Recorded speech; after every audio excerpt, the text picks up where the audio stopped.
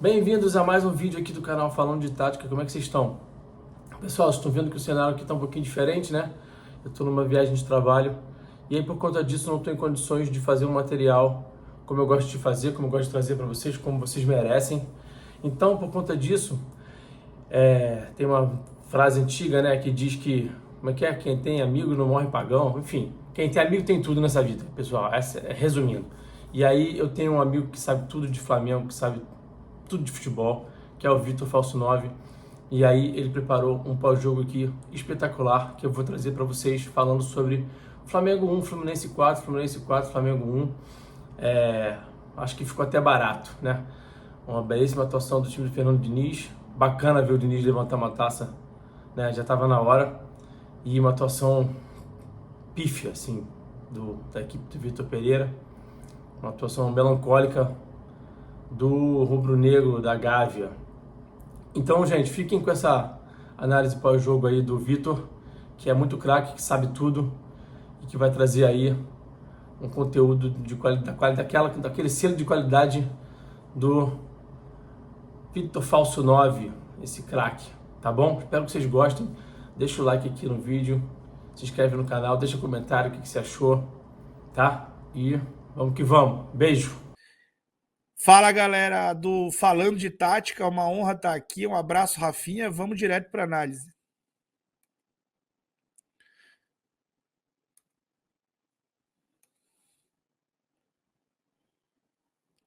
Bom, vamos falar desse jogo, né? Eu queria primeiro trazer para vocês um contexto de coisas que eu tenho dito nos últimos dias, né? O Vitor Pereira costumava, até esse jogo, atirar bastante o Fluminense da zona de conforto dele. Vejam como o Fluminense tem esse jogo específico de quadrante, de jogar realmente com muita proximidade entre os jogadores, mas nos jogos contra o Flamengo, último jogo contra o Flamengo, tinha feito um jogo muito mais posicionado, de mais amplitude, jogadores mais espalhados, para tentar fugir da marcação que o Flamengo impunha a ele, né, desde a sua saída, que obrigava o Fluminense a se organizar ali um pouco, espelhando o Flamengo, e fazia com que o Fluminense saísse das suas características. O Fluminense geralmente ataca em todos os seus jogos muito mais pelo lado direito, contra o Flamengo nos outros jogos não foi diferente.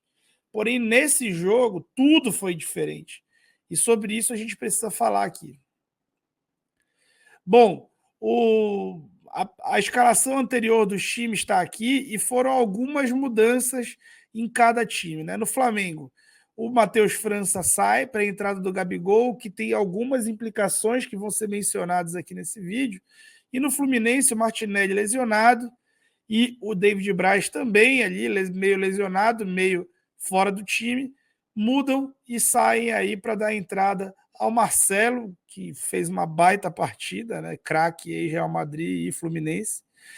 E a entrada do Marcelo desloca o Alexander para uma função que é a função dele, né? De origem, que é uma função no meio de campo, e faz o que o André, que joga geralmente mais à esquerda do meio de campo, passasse a jogar mais à direita. Mas não foram só essas as mudanças. Né?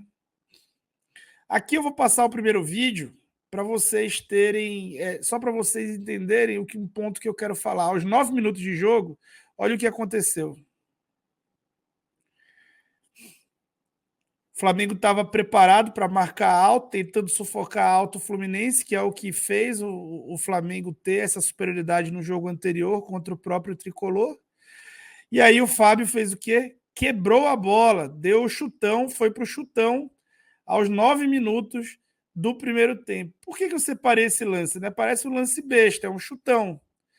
De fato, até é um lance besta, mas ele diz o quanto o Diniz preparou um plano para esse jogo, que era o quê? Já que a marcação alta do Flamengo agressiva incomodava tanto, então ele ia assaltar essa marcação alta quando fosse necessário e tentar colocar essa bola para uma disputa para que ele pudesse fazer o jogo dele por quadrante, né? O tal do jogo do quadrante, que é o que ele usa bastante aí. Então, tendo isso feito, o que a gente tinha, né? A organização ofensiva do Fluminense acontecia dessa forma. E aí uma grande diferença também com relação aos outros jogos. O Arias, que ficava atacando pelo lado direito, começou a espelhar as costas do Gabigol. Então, o Gabigol, como fazia um trabalho mais alinhado ao Pedro e não um trabalho de ponta propriamente dito ou de meia, como o Matheus França fazia, e aí o Flamengo entrou para marcar com um 5-3-2, onde o Cebolinha compunha a linha de meio, junto com o Thiago Maia e o Gerson, em organização defensiva, e o Gabriel mais avançado junto ao Pedro. O Arias, então, passou a fazer um trabalho tentando espelhar as costas do Gabriel e o Marcelo fixando ali o Varela. Então, o tempo inteiro, o Fluminense estava levando vantagem por esse setor e conseguindo fazer o jogo dele por quadrante. Eu vou mostrar alguns vídeos para vocês que vão demonstrar isso aí. Ó, aqui, o Fluminense faz uma marcação e vejam como o Varela salta, faz uma organização ofensiva, e bem aqui a gente vê o Varela, né, fora da linha de 5, saltando no Marcelo, porque o Marcelo estava sem esse encaixe que anteriormente era do Matheus França.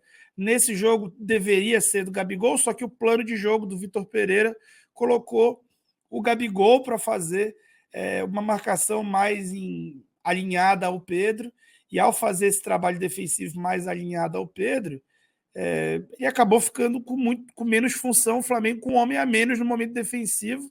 E aí a necessidade de saltar com o Varela é legal, isso é um movimento legal, só que desde que você não esteja com gente sobrando ou mal posicionada na marcação do homem da bola, né? E esses homens da bola ali, Alexander, André, até o Felipe Melo, que tem uma ótima saída de bola, ficaram muito tempo com uma certa tranquilidade para sair jogando. Gente, se vocês estiverem com pressa, mete no vezes 2 aí, porque esse vídeo vai demorar. Tá? Aqui a gente vê o lance prosseguindo, né? O Gabriel saindo, o Gerson saltando, né? E o buraco ficando, com o Varela ficando aqui com 2, e o Arias aqui gerando uma superioridade no setor. Do outro lado, quem era responsável por atacar aqui de espaço seria o Guga quando o time precisasse. E assim o Fluminense foi gerando esse movimento de empurrar o Flamengo contra as próprias cordas. Movimento este que não foi criando grandes chances de gol ao Fluminense. O Fluminense acabava jogando essa bola dentro da área muitas vezes, né, ao longo da partida. E aí o Fluminense continuava trocando passe. Veja como a bola vai ser lançada ao Marcelo ou ao Varela. O Varela sai da linha de defesa e vai até o Marcelo, que devolve a bola enquanto outro jogador faz o posicionamento. Vejam aqui esse lance, como é interessante. O Marcelo devolve a bola, vejam como o André vai se projetar, e aí o Varela volta, né? E aqui, enquanto aqui os jogadores do Fluminense na saída de bola continuam trocando passe, e Gabigol e Pedro fazem só uma sombra. O Varela acaba sendo o cara que vai saltar, vai sair e vai entrar na linha várias vezes. O que eu não sei se é a coordenação mais adequada, mas foi o planejado para esse jogo, tá? Aparentemente planejado para esse jogo. E o Fluminense, muito pacientemente, com muitas dinâmicas de entradas e saídas dos jogadores de dentro do bloco, consegue fazer um passe desse do lado do Pedro, entrar por dentro. E aí vejam o que vai acontecer nesse lance. A bola entra entre. A bola é colocada entre Varela e Fabrício Bruno, porque o Varela está nas distrações dele aqui, distrações que eu digo, distrações justificadas, né? Concentrado aqui no Alexander, que nesse momento cai pela ponta esquerda. O Fabrício está ali cobrindo, né, esse corredor lateral, e aí a bola entra entre eles. Essa bola entrou aí várias vezes ao longo do primeiro tempo, e o Fluminense forçou demais o jogo ali. Eu tinha até o mapa de calor para mostrar para vocês, que eu tirei no final do primeiro tempo, o Fluminense praticamente só jogando por ali, né? E ali o Fluminense vinha criando suas principais chances. Aí, gente, rolou a parada técnica. Quando rolou a parada técnica, o que aconteceu?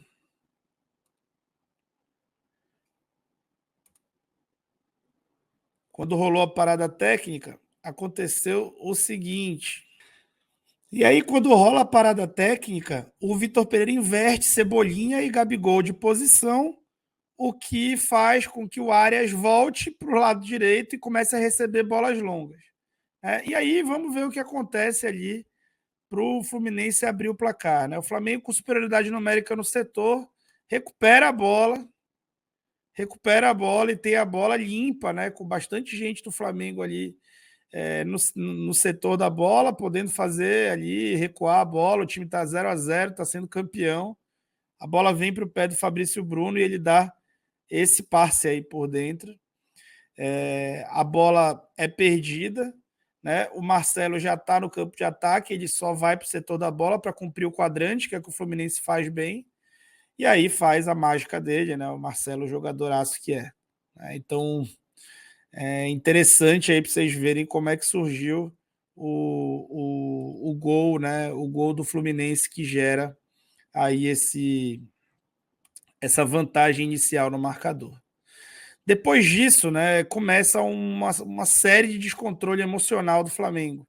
E esse descontrole começa até com uma bola que o Davi Luiz dá por dentro numa cobrança de falta rápido e entrega ao Fluminense, que eu nem separei esse lance, e culmina aqui nesse gol, né? Mais um gol que surge num erro de saída de bola do Flamengo. O Fluminense com muito mérito nesse erro, né? Com bastante gente ali sufocando o portador da bola e com mais mérito ainda na construção da jogada, né? Então o Varela perde a bola, a defesa do Flamengo está com os 3 homens defendendo a transição. O Flamengo até faz a recomposição com a ultrapassagem, e aí a bola chega para o Ganso de direita, dá um passe lindo para o Cano, e ali gera a superioridade, o empate do confronto do Fluminense. E aí o que eu queria destacar? De novo, né? Queria destacar, de novo, o Flamengo volta a marcar a saída alta do Fluminense, e aí consegue fazer, no final do segundo tempo, uma pressão interessante, consegue com essa pressão recuperar a bola, Fluminense voltando a tentar construir por baixo, e aí o Flamengo consegue uma sequência de lances ali, de certa forma, perigosos, e aí o que acontece?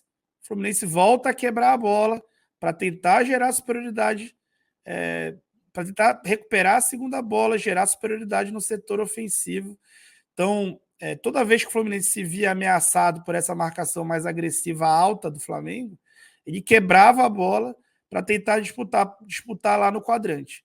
E o Flamengo até teve esse lance ali no final do primeiro tempo, que o Gabigol foi muito mal. Sobre o primeiro tempo, tem uma questão que eu queria falar. Além do plano de jogo, né, que eu sou contra o plano de jogo adotado, tinha falado bastante, tanto em live no meu canal, quanto em live com o João Guilherme, a respeito de você precisar de um time mais retentor no início da partida, e isso, para mim, passava muito por ter o Felipe Luiz em campo, por ter um time ali mais cascudo de reter a bola, talvez o Everton Ribeiro. E aí o que acontece? O Vitor Pereira optou por nem ter um time muito retentor, embora tenha dito na entrevista coletiva de que a intenção era ter um time muito retentor, e nem ter um time muito pegador ali, marcando alto, etc. E aí, o Fluminense, como eu mostrei para vocês, explorou bastante isso. Um outro ponto, além da parte emocional depois do empate, é que a superioridade territorial que o Fluminense foi conquistando, embora ela não tenha se tornado chances de gol até o gol do Marcelo, a superioridade territorial que o Fluminense foi demonstrando, ela foi empurrando o Flamengo para trás do seu gol, tirando a confiança do Flamengo, minando o emocional do Flamengo, fazendo o Flamengo cobrar aqueles tiros de meta, o Flamengo cobrando os tiros de meta com uma marcação alta do Fluminense. Quebrou algumas bolas ao Pedro, os jogadores do Fluminense conseguiram cavar faltas do Pedro, né, nesse momento, e aí o Flamengo, tendo que enfrentar aquela marcação alta do Fluminense, tinha dificuldade, colocava o Fluminense em poucos problemas, porque conseguia progredir pouco em campo. Quando começava a progredir, como aconteceu depois do gol, e logo no começo do segundo tempo, como eu vou mostrar para vocês, isso até começava a acontecer. Só que aí o jogo voltava a ser condicionado. Vamos voltar aqui. Acontece substituição, não foi o 65, foi no intervalo, saem Gabriel e Léo Pereira, entra Everton Ribeiro e Matheus França. O que acontece, né? Aquela marcação que estava no 5-3-2 passa a ser um 4-1-4-1, com o Thiago Maia limpando esse entrelinhas, eventualmente entrando para dentro da área ali pelo lado esquerdo, limpando esse entrelinhas, o Everton Ribeiro mais centralizado ao lado do Gerson, o Gerson até bem mais recuado do que o Everton, e com bola, e o Matheus França pelo lado direito, que é uma formação que eliminava as sobras defensivas, que a gente fala sobre isso bastante tempo no canal, eliminava as sobras defensivas e, além de eliminar essas sobras defensivas, gerava ali um time mais retentor, mais capaz de controlar jogos, de botar a bola no chão, né? E o preço disso foi abrir mão de Gabigol numa final, né? O que para o Flamengo é realmente algo inédito. Já deixou o like no vídeo? Deixa o like no vídeo aí, viu? Não se esquece aí de fortalecer com a gente, que isso é importante aqui para o meu trabalho. Bom, e aí, os primeiros 2 minutos do Flamengo no segundo tempo foram 2 bons minutos, né? O Flamengo dava um prognóstico que parecia ser de um jogo de domínio, o Flamengo voltaria para o jogo, teria chances, e logo na saída de bola passa a ter uma saída mais sustentada ali, né? Com a Ayrton baixando e saindo com a linha de 4 mesmo, com os dois laterais baixando e conseguindo sair por baixo, tendo essa capacidade de progressão nessa ruptura do Ayrton. Aí o Everton erra o passe, mas logo depois o Flamengo vai conseguir a recuperação, né? Com o Thiago Maia aqui, que está limpando entre linhas e passa a baixar para marcar essas linhas de passe. E aí o Flamengo consegue recuperar essa bola e de novo acelerar, né? De novo acelerar, o Pedro já faz o pivô, já tem mais com quem dialogar, atrás dele já é o cara mais centroavante do que dupla, muito mais na zona de conforto dele. E aí o Flamengo consegue progredir mais em campo, né? Gerar ali situações favoráveis ao seu favor. Até que acontece esse lance aqui, ele é o lance do pênalti do Fabrício Bruno, pênalti acidental, fatalidade, né? Mas é um pênalti que vem sendo marcado, então não tem nem o que falar a respeito disso. E aí o pênalti do Fabrício Bruno, ele é tão, assim, ele esclarece tanta coisa com relação ao jogo, que no próprio lance do pênalti é uma bola que o Flamengo rouba, né, no campo de ataque e gera um contra-ataque ali que faz o Marcelo fazer uma falta, tomar um cartão, que era uma superioridade numérica do Flamengo. Ou seja, de você talvez diminuir o marcador e voltar a ter a vantagem para a vitória, você sofre um pênalti e condiciona mais ainda o jogo, né? Logo depois do pênalti, acontece uma jogada promissora ali com o Matheus França, né? Logo depois do gol, acontece uma jogada com o Matheus França, que ele acaba não tocando para o Pedro, que não ia ter nem goleiro na frente dele se ele toca, mas também dá para entender. E aí o que eu deixei para mostrar para vocês, né? Depois do jogo 3-0, o jogo já completamente condicionado, o emocional do Flamengo destruído, depois de um plano de jogo muito errado inicial, na hora que as coisas talvez fossem voltar a ter uma disputa mínima, aconteceu o pênalti e a reviravolta do Fluminense no jogo, assim, o nível de desmobilização foi tão grande, foi tamanho, que numa bola dessa, por exemplo, que o time está recuperando a posse de bola, precisando fazer um gol só para ir para pênaltis, o Santos pegava a bola, olha a posição, olha para o Ayrton Lucas, né? O Ayrton Lucas, cara, ele é talvez o principal jogador do Flamengo ao lado do Pedro nesse início de temporada. Mas olha o comportamento dele quando o Santos recupera a bola. Ó, quando o Santos recupera a bola, o que esse cara tem que fazer, o lateral? Ele tem que sair correndo para abrir uma linha de passe aqui na lateral para ele poder receber o passe. Mas ele fica atrás do Santos, trotando, não se apresenta, não recebe essa bola. E ao não receber essa bola, o Santos tenta fazer um lançamento desesperado nas costas da defesa para tentar gerar uma situação de transição. Então, é um desastre, né? Um desastre a atuação do Flamengo, e esse desastre tem a assinatura do treinador e tem também uma sociedade grande por parte do elenco, e diretoria do Flamengo nem se fala, né? E muito, muito, muito mérito de Fernando Diniz